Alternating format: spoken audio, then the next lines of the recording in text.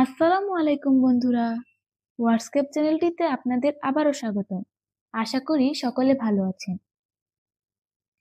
আমার পাঠ যদি আপনাদের ভালো লেগে থাকে তাহলে অবশ্যই আমার চ্যানেলটিকে সাবস্ক্রাইব করবেন এবং লাইক কমেন্ট শেয়ার করে পাশে থাকবেন। যারা আগের পর্বগুলো দেখেননি তারা অবশ্যই ডেসক্রিপশন বক্স থেকে পর্বগুলো দেখে নেবেন। আজকের পর্বের শেষে কোন অংশটি আপনাদের সবচেয়ে বেশি ভালো লেগেছে তা অবশ্যই কমেন্ট করে জানাবেন। আজ পড়ব নীলচিরকুট উপন্যাসটির পর্ব 6। সকাল 7টায় লঞ্চ হালুয়াঘাটে এসে পৌঁছালো। কেবিনের বিছানায় গুটিসুটি হয়ে শুয়ে থাকা নম্রতার ঘুম ভাঙল সবার পর। বন্ধুরা তখন ব্যাগ কাঁধে বারান্দায় দাঁড়িয়ে আছে। নম্রতা ভারী মাথা নিয়ে উঠে বসল। মীরা নিজের আর নম্রতার ব্যাগটা পাশে রেখে নম্রতার কপালে হাত রাখল।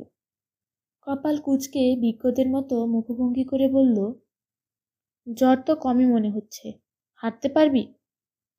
নম্রতা কিছুক্ষণ অবাক চোখে তাকিয়ে রইল। আশ্চর্য, রাতে তার জ্বর এসেছিল। নীরা আবারও একই প্রশ্ন করতে মাথা নেড়ে উঠে দাঁড়ালো নম্রতা। মাথাটা ভার ভার লাগছে। চোখে মুখে পানি ছিটাতে পারলে হয়তো কিছুটা শান্তি লাগত। চোখ দুটোতেও ব্যথা হচ্ছে খুব। নীরার সহযোগিতায় চোখে মুখে পানি দিয়ে কিছুটা ধাতস্থ হয়ে কেবিন থেকে বেরোতেই একটা প্যাট মোটা ডায়েরি ধরিয়ে দেওয়া হলো হাতে। নম্রতা প্রশ্নমাখা চোখে বন্ধুদের দিকে তাকাতেই নাদিম দাঁত কেলিয়ে বলল, এই ডায়েরিতে মোট 35টা চিঠি আছে দোস্ত। কাল রাত জায়গায় চিঠিগুলো লিখছি আমরা। যখনই মন খারাপ হবে বসে বসে পড়বি। আমরা কি কম সুন্দর চিঠি লিখি নাকি? তোর পত্রপ্রেমিক থেকে একটু কম ভালো হলেও ভালোই লিখি। কথাটা বলে থামল নাদিম। নম্রতার দিকে খানিকটা এগিয়ে সে গলা খাকারি দিল। তারপর ফিস ফিস করে বলল, শোন, আমার চিঠিগুলোতে 2-1টা বানান ভুল হইতে পারে। নম্রতা ভ্রু বাঁকিয়ে তাকাতেই ঠোঁট উল্টে বলল, আচ্ছা যা, 7-8টা ভুল হইতে পারে, ব্যাপারটা ইগনোর করিস। চিঠি লেখাটাই ফ্যাক্ট, কয়টা বানান ভুল হলো সেটা কিন্তু ফ্যাক্ট না। নম্রতা ঠোঁট চেপে হাসল। হাতে থাকা রোদ চশমাটা পরে নিয়ে বাঁকা হাসল অন্তু। কৌতুক করে বলল, তোর ফিসফিস কথা পুরো লঞ্চের মানুষ শুনছে ভাই। মান সম্মান আর রাখলি না। ঢাবির স্টুডেন্ট হয়ে বাংলা বানান ভুল, আস্তাগফিরুল্লাহ। নাদিম গুজগুজ করে বলল, ধুর বাল, ইংরেজিতে অ্যাসাইনমেন্ট লিখতে লিখতে মাতৃভাষা ভুলে যাচ্ছি। উই শুড প্রোটেস্ট, বুঝলি?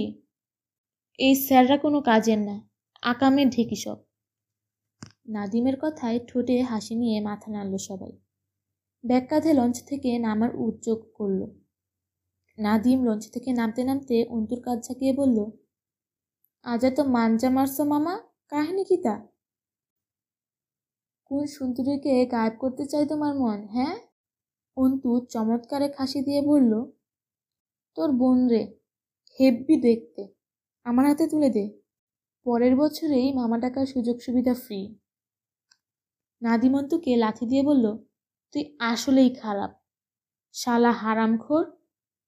অন্তু হুহা করে হেসে উঠে বলল, শালা ডাকস কেন শালা? দুলা ভাই ডাক। শালা তো ডাকুম আমি।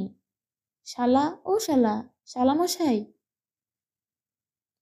অন্তুর কথায় অন্তুকে ধাওয়া করল নাদিম। ভিড়ের মাঝে ছুটে ছুটতে বলল, তোরে তো আজ খাইছি। অন্তু নাদিমের কথায় হেসে উঠল বাকিরা। ভিড়ের মাঝে উচ্ছল হাসি নিয়ে ছুটে থাকা দুজন তরুণীর দিকে বিস্ময়ে তাকিয়ে রইল অনেকেই। ছোয়ানিরা কিছুটা এগিয়ে যেতেই পেছন থেকে দৌড়ে এসে নম্রতার পাশাপাশি হাঁটতে লাগলো রঞ্জন। নম্রতার হাত থেকে লাগেজটা নিজের হাতে নিয়ে অন্য হাতে সানগ্লাস পরল। নম্রতার দিকে তাকিয়ে কপাল কুঁচকাল। কিরে, ক্ষুধা পেয়েছে তোর? নম্রতা ম্লান হেসে মাথা নাড়ল। নাদিমের দেওয়া ডায়েরিটির দিকে দৃষ্টি রেখে বুক ভরে শ্বাস নিল। ঠোঁটের হাসি ধরে রেখে বলল, আমি ঠিক আছি দোস্ত, চিন্তা করিস না। রঞ্জন প্রথমেই কিছু বলল না। সামনের ভিড়টা অতিক্রম করার পর মুখ খুলল। ভাগ্যে বিশ্বাস করিস না মু? করি। তাহলে সবটা ভাগ্যের উপর ছেড়ে দে। সব কিছুর পেছনেই তো কোনো না কোনো কারণ থাকে। তোর কিশোরী বয়সে প্রথম প্রেমিক হারিয়ে যাওয়া, স্মৃতিময় ডায়েরিটা নদীর গর্ভে বিলীন হয়ে যাওয়া, সব কিছুর পেছনেই নিশ্চয়ই কারণ আছে। সৃষ্টিকর্তা হয়তো এমন কিছুই চাইছেন। লাইফে মুভ অন কর। অতীত খামচে ধরে পড়ে থাকলে তো চলে না। অন্য কাউকে সুযোগ দে। সুযোগ না দিলে বুঝবি কি করে মানিয়ে নিতে পারবি নাকি পারবি না। নম্রতার চোখ দুটো ছলছল করে উঠল। রঞ্জনের চোখের দিকে তাকাতেই জমে থাকা জলটুকু মুক্ত হলো। সূর্যের আলোয় ফর্সা গালে জলের রেখাগুলো চিকচিক করে উঠল। রঞ্জনের পুরুষ মন ফিসফিসিয়ে বলে উঠল, যে প্রেমিকের তরে এই রমণীর চোখ ভাসে, সেই নিঃস্ব প্রেমিকের কি কখনো মন হাসে? দূর থেকে নাদিমের দৃষ্টি আকর্ষণময় ডাকে ভাবনা কাটল রঞ্জনের। তাদের থেকে বেশ কিছুটা দূরে একটা রেস্তোরাঁর সামনে দাঁড়িয়ে আছে নাদিমরা। রঞ্জন তাদের দিকে তাকিয়ে হাত নাড়তে দৃঢ়কণ্ঠে বলল, নম্রতা, জীবনের সব পরিস্থিতিতে যুক্তি খাটে না দোস্ত। অনুভূতির মামলায় যুক্তি বেচারা বড্ড অসহায়। আমার ক্ষেত্রেও তাই ঘটেছে। আমি পারছি না সরে আসতে, আর না পারতে চাইছি, আর না এই বিষয়ে কোনোরূপ ডিসকাশন শুনতে চাইছি। 4টা বছর ধরে এইসব কথাই শুনে আসছি আমি। আর কত?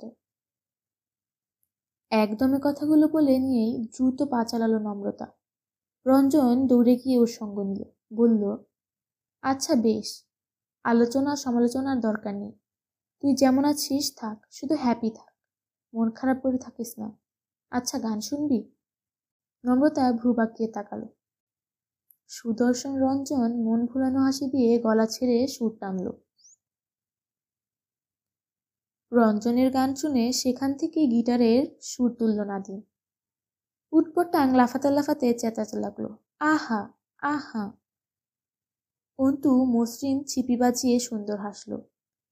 নম্রতা হেসে ফেলে রঞ্জনকে ধুমধাম কিল বসালো। হাসি ফুটল নীরা আর ছোঁয়ার ঠোঁটেও।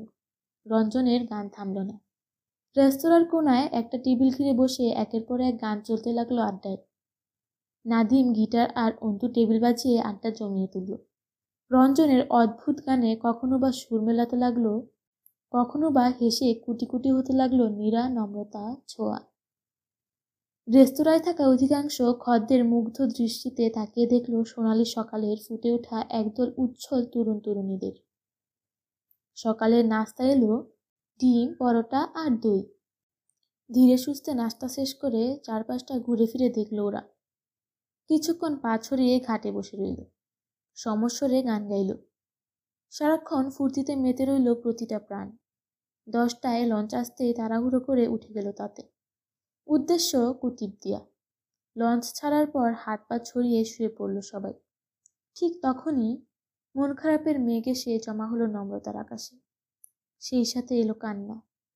এতক্ষণ চেপে রাখা আক্রোশগুলো চামড়া ফেটে বেরিয়ে আসতে চাইল। চিঠির উপাসের মানুষটির কলার চেপে বলতে ইচ্ছে করল, কেন করলে তুমি এমন?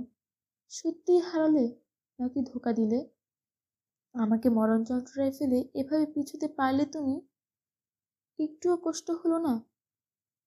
এই উত্তরগুলোর জন্য হলেও নম্রতা তাকে খুঁজতে চায়, অপেক্ষা করতে চায়। এই উত্তরগুলো না পেলে যে তার ভালো থাকা হচ্ছে না, কিছুতেই না।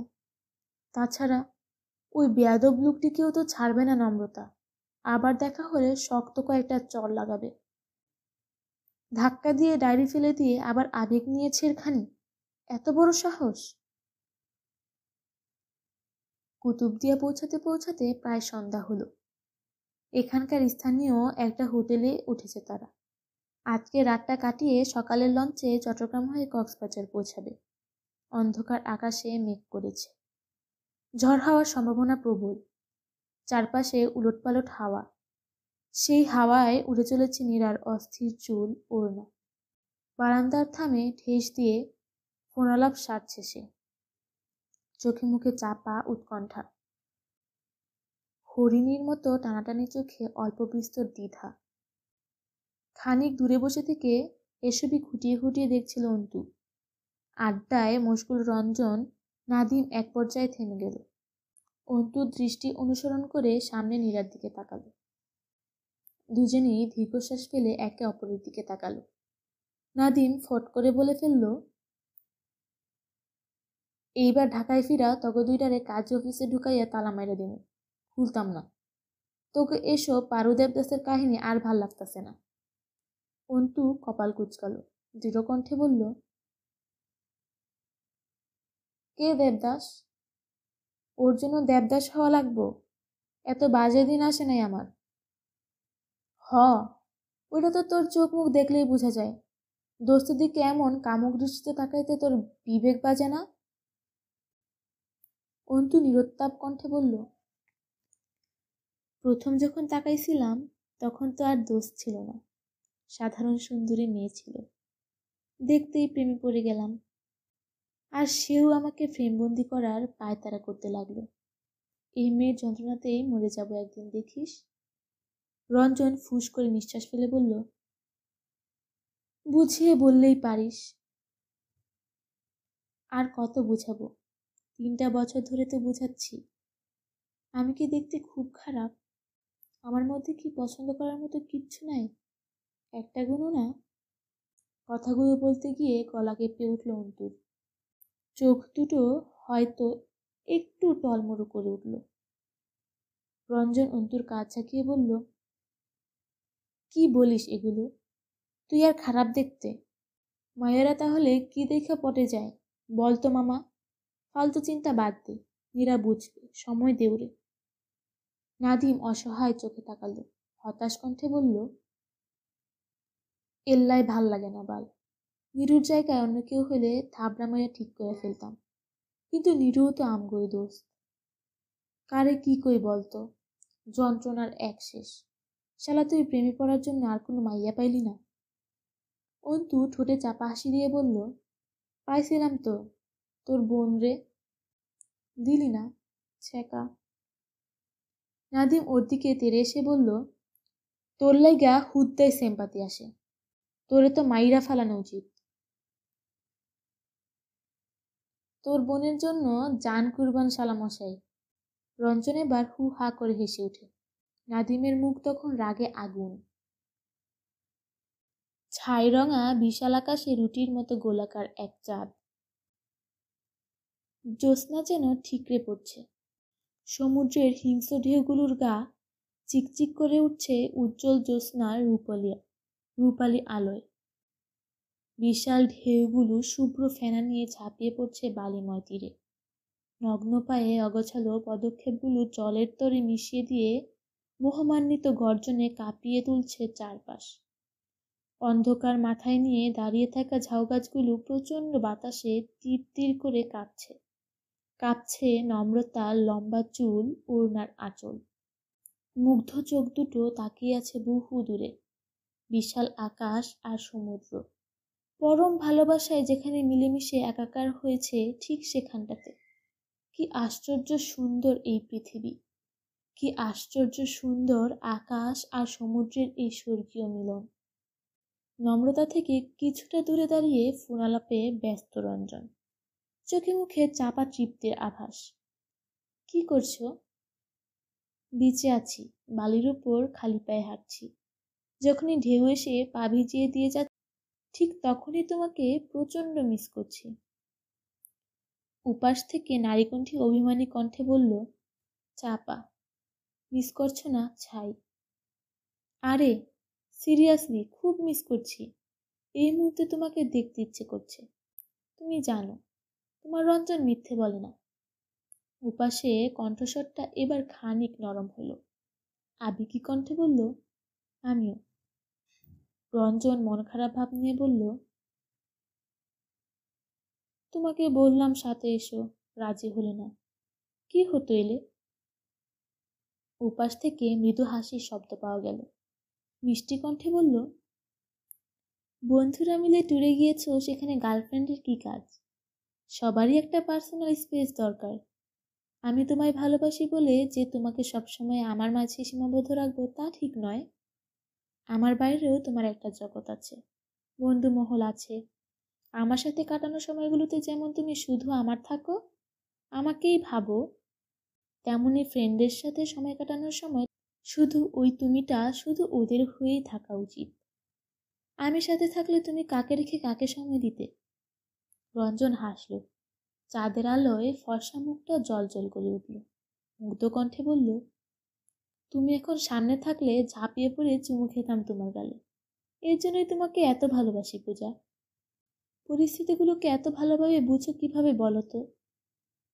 পূজা লাজুক হেসে বলল, কই বুঝি? তুমি আমায় যতটা বুঝো ততটা তো বুঝে উঠতে পারি না। আচ্ছা, তোমার বন্ধুরা নেই পাশে? আরে না, সব কটা নাক ডেকে ঘুমাচ্ছে। বিচে শুধু আমি আর নমু। ওর নাকি ঘরে দম আটকে আসছিল।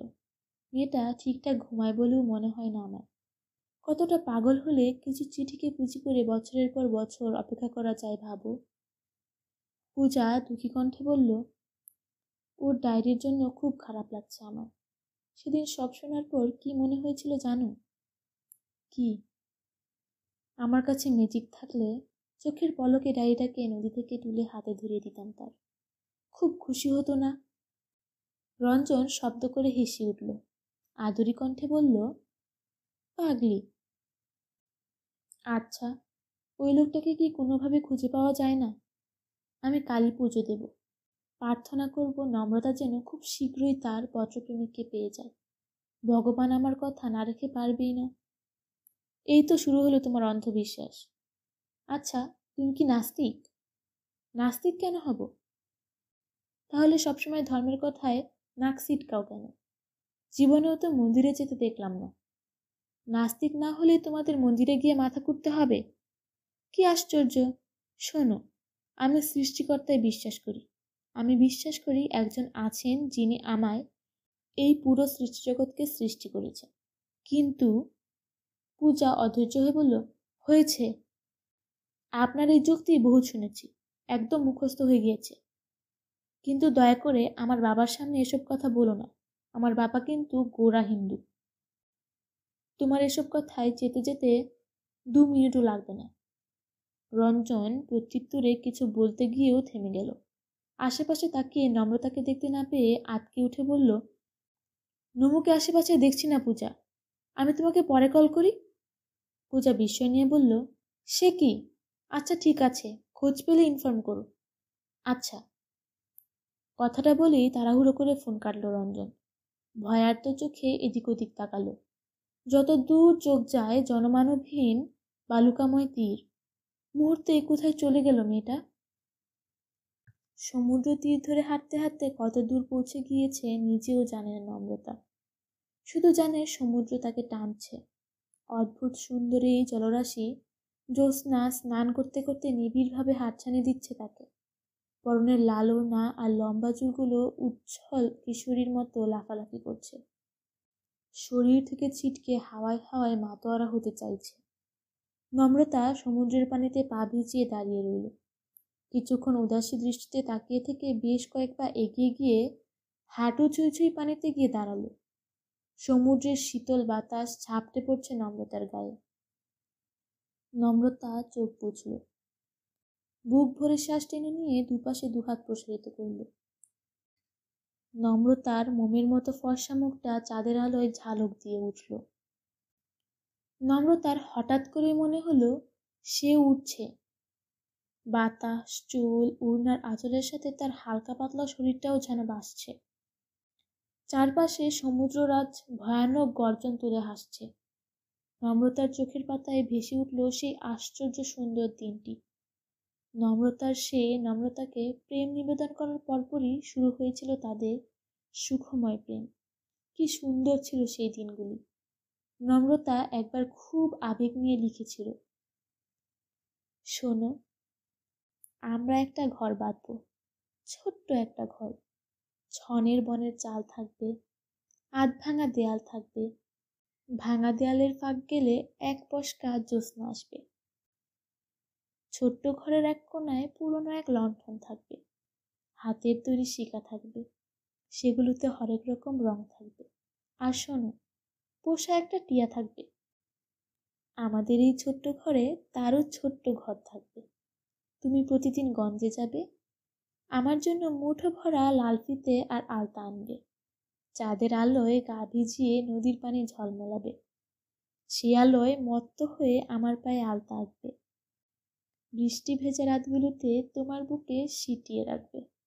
আর শোনো, যখন ছোট্ট ঘরের পাঁচিল বেয়ে ঝরঝরিয়ে জল গড়াবে, আমরা তখন ছোট্ট পাত্রে মিষ্টি সেই জল কুড়াবো।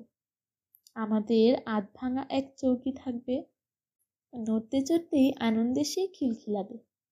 শক্ত একটা তোষক আর শিমুল তুলোর বালিশ থাকবে। সেই বালিশে মাথা রেখেই তুমি আমার মন ভুলাবে। ছোট্ট ছোট্ট হাঁড়ি পাতিল আর ছোট্ট কিছু বাসন থাকবে। ছনের বেড়ায় গুজে রাখা ছোট্ট একটা আরশি থাকবে। মাঝ দুপুরে তপ্ত সময় ফুঁড়ে দিয়ে প্রাণ খোলা গান গাইবে। দুষ্টুমিতে মত্ত হয়ে ভালোবাসায় মাতাল হবে। আমি লজ্জা পাবো, এত এত গাল ফুলাবো। এই শুনছো তুমি? আমরা কিন্তু ছোট্ট একটা ঘর বাঁধবো। ইতি শ্যামলতা। চিঠিটা লিখে নম্রতার সে কি লজ্জা। পাঠাবে কি পাঠাবে না সে নিয়ে কত যে দুর্ভাবনা। শেষ পর্যন্ত চিঠিটা পাঠিয়েছিল নম্রতা। দুদিনের মাথায় কাঙ্ক্ষিত উত্তরও পেয়েছিল। নীল কাগজের পরিবর্তে সাদা কাগজের জমিনে লাল আলতা দিয়ে লেখা হয়েছিল সেই উত্তর। চিঠির উপর পেঁচানো হয়েছিল লাল ফিতা। লাল আলতায় গুটি গুটি অক্ষরে লিখেছিল, শ্যামলতা, তুমি কি জানো, তুমি আমায় আজকাল বড্ড জ্বালাচ্ছ। আমি ঠিকঠাক পড়তে পারছি না। হুটহাট মঞ্জুরে বর্ষা হয়ে ঝরে পড়ছ। সেদিন কি হয়েছিল জানো? গভীর রাতে আমি পড়ছি, ঘড়িতে 1টা কি 2টা বাজে। হঠাৎ দরজায় কড়া নেড়ে ঘুম ঘুম চোখে ডাকাডাকি করছে নিদ্রা।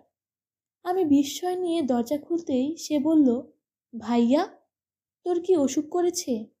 কখন থেকে পড়ার মতো সুর করে বলছিস শ্যামলতা শ্যামলতা, কাহিনী কি? ওর কথায় আমি যেন আকাশ থেকে পড়লাম। তুমি ভাবতে পারছো, আমি নাকি 8 ঘন্টা যাবৎ পড়ার বদলে শ্যামলতা শ্যামলতা বলে জপ করছি, অথচ আমি নিজেই জানি না। তারপর আবারও এক কাণ্ড ঘটালাম। কাল তোমার চিঠিটা পেয়েই ইচ্ছে জাগলো তোমার পায়ে আলতা আর চুলে লাল ফিতা জড়াবো। কিন্তু আমাদের এই অসম দূরত্বের প্রেমে সে এক প্রকার অসম্ভবই বলা চলে। কিন্তু মন বাবাজি সম্ভব অসম্ভবের ব্যাখ্যা শুনতে নারাজ। তাই সিদ্ধান্ত নিলাম আলতার রঙের চিঠি লিখব, সাথে থাকবে লাল ফিতে। এই আলতা জোগাড় করতে কত পেরেশানি করতে হয়েছে জানো? নিদ্রার যন্ত্রণায় ধরা খেয়ে গিয়েছি বাসায়। ছেলে পকেটে আলতা আর লাল ফিতা নিয়ে ঘুরে বেড়াচ্ছে। মায়ের জন্য এ যেন এক ভয়ানক কাণ্ড। বাসায় হুলস্থুল বাঁধিয়ে মানসম্মান শেষ। কি লজ্জায় পড়তে হয়েছিল বুঝতে পারছো? 2 দিন ধরে সবাই কেমন সন্দেহের চোখে তাকাচ্ছে। আমি তাকাতেই মিটমিট করে হাসছে। তুমি আমার কি ভীষণ সর্বনাশ করলে বলো তো। এই সর্বনাশটা কি করে ঢাকবো আমি? আচ্ছা শ্যামলতা, এই সর্বনাশের সর্বনাশ ঢাকার পরিবর্তে সমানতালে আরো কিছু সর্বনাশ করে ফেললে কেমন হয়? শ্যামলতার সর্বনাশের দায় নিয়ে সর্বনাশা সর্বগ্রাসী হওয়ার মতো প্রাপ্তি কি আর কিছুতে আছে? বিশেষ দ্রষ্টব্য, আলতা আর ফিতা কি তোমার পছন্দ হয়েছে? তোমার বাকি চাওয়াগুলো না হয় দেখা হলেই পূরণ করব। ইতি শ্যামলতার ব্যক্তিগত সে। চিঠির কথাগুলো মনে পড়তেই নম্রতার ফর্সা গালে লাল আভা ফুটল। পর মুহূর্তেই খিলখিল করে হেসে উঠল নম্রতা। সমুদ্রের গর্জনে চাপা পড়ে গেল সেই উচ্ছল হাসির শব্দ। ঠিক তখনই ডান হাতের বাহু ধরে হেঁচকা টান দিয়ে সরিয়ে আনা হলো তাকে। বিস্মিত পুরুষালী কণ্ঠ বলে উঠল, পাগল নাকি আপনি? তীরে লাল চিহ্ন উঠছে দেখছেন না? এখন ভাটার সময়, ঢেউয়ের টানে চোখে নিমিষে হারিয়ে যেতে পারতেন। এই অসময়ে কেউ পানিতে নামে? নম্রতা চোখ তুলে তাকালো। কালো রঙের টি শার্ট গায়ে সুঠাম দেহি এক যুবক দাঁড়িয়ে আছে তার সামনে। চোখে মোটা ফ্রেমের চশমা। চাঁদের আলোয় চেহারা ভালো বোঝা যাচ্ছে না, তবুও চিনে ফেলল নম্রতা। কয়েক সেকেন্ড তাকিয়ে থেকে ভ্রু কুঁচকে তাকালো। রাগান্বিত কণ্ঠে বলল, আপনি? সামনে দাঁড়ানো মানুষটাও বোধ হয় খানিক চমকালো। কপাল কুঁচকে বলল, উহ শিট, আপনি লঞ্চের ওই পাগল মেয়েটা না? নম্রতা যেন আরও একটু জ্বলে উঠল এবার। তেরে এসে বলল, আমাকে দেখে পাগল মনে হয়? আরফান ভারী অবাক হয়ে বলল, মনে হয় মানে? আমি তো 110% শিওর যে আপনি পুরো দস্তর পাগল।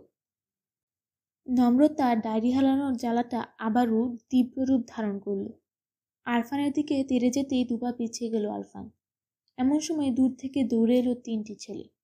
নম্রতার কাছাকাছি এসে হাঁটুতে ভর দিয়ে জোরে জোরে নিঃশ্বাস নিল। নাদিম কোমরে হাত রেখে হাঁপাতে লাগলো। গর্জে উঠে বলল, ওই হারামি, তোরে আজকে সমুদ্রের পানি খাওয়াইতে খাওয়াইতে মাইরা ফেলমু আমি। শালি, তোরে খুঁজতে গিয়ে জীবন শেষ। রঞ্জন তো ভয় দেখাই দিছিল বাল। উফ, মাইয়া মানে যন্ত্রণা। নাদিম থামতেই আরফানের পেছনে এসে দাঁড়ালো একটি লোক।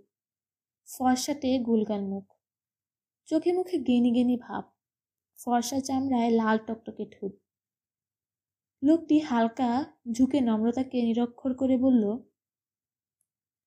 আরফান, কি হয়েছে দোস্ত? এভাবে ছুটে এলি যে?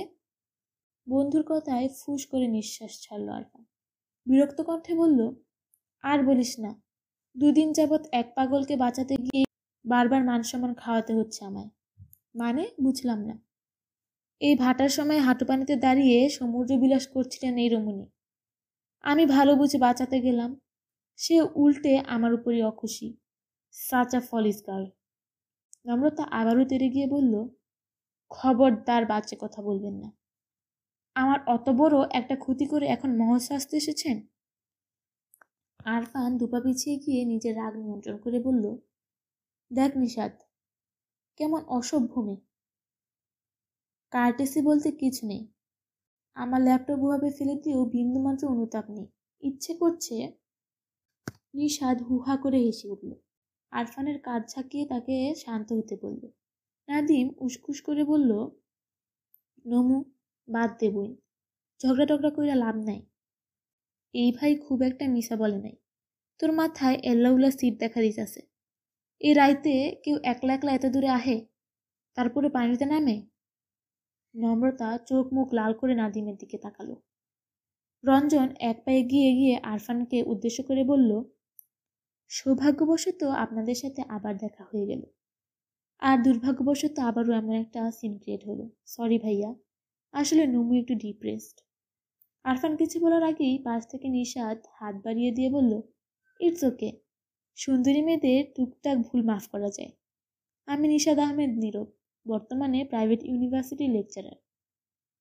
আর ও হলো ডক্টর আরফান আলম, বন্ধুদের সাথে ট্যুরে এসেছি। আর আপনারা? রঞ্জন ডান হাতটা বাড়িয়ে দিয়ে মৃদু হাসল। বলল, আমি রঞ্জন চক্রবর্তী, ঢাকা বিশ্ববিদ্যালয়ে সাইকোলজি 3rd সেমিস্টারে পড়াশোনা করছি। ওরা আমার বন্ধু, নাদিম হোসেন, কুন্তু তালুকদার আর নম্রতা মাহবুব। আমরাও ট্যুরে এসেছি। নিশাদ বিনয়ী হাসি দিয়ে বলল, তোমরা তো তাহলে আমাদের থেকে বেশ কয়েক বছরের জুনিয়র হবে, অলমোস্ট 7-8 বছর, তাই না আরফান? আরফান ভদ্রতার হাসি দিয়ে মাথা নাড়ল। দুপক্ষের পরিচিতি পর্ব শেষ হতেই বিদায় নিয়ে জাহাজের হোটেলে রওনা হলো। হোটেলের পথে ফিরতে ফিরতে হঠাৎই প্রশ্ন করল নাদিম, ওই লেকচারারটাকে তুই চিনিস নমু? নম্রতা অবাক হয়ে বলল, কোন লেকচারার? আরে একটু আগে কথা হইল না, নিষাদ না বিষাদ নাম কইল। নম্রতা আরেক দফা অবাক হয়ে বলল, আমি ওই বেটারে চিনব কেন? নাদিম কপাল কুঁচকে বলল, তাহলে ওই পুলায় তোরে চিনে কেমনে? নাদিমের কথায় 3 জোড়া চোখ তার উপর এসে নিবদ্ধ হলো। রঞ্জন চোখ ছোট ছোট করে বলল, ওই বেটায় নমুকে চিনে তোরে কে বলল?